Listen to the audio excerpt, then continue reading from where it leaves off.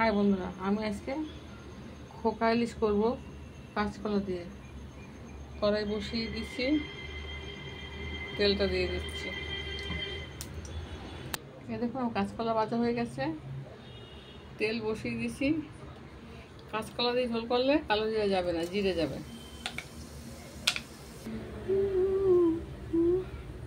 এই লঙ্কা আর হলুদ দিচ্ছি। আমার ফোড়নটা হয়ে গেছে, দিয়ে দিলাম 1 চিমটি জিরের গুঁড়ো দিলাম। এই দেখুন মাছগুলো দিলাম, মাছগুলো একটু কষানো হোক তারপরে। এই দেখুন মাছ কষা হয়ে গেছে, আমি এখন জল দিয়ে দেবো।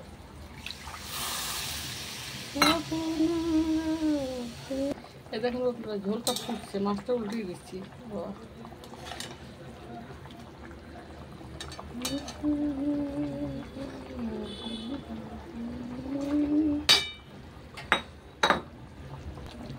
দেখুন কাঁচা লঙ্কাগুলো দিয়ে দিচ্ছি।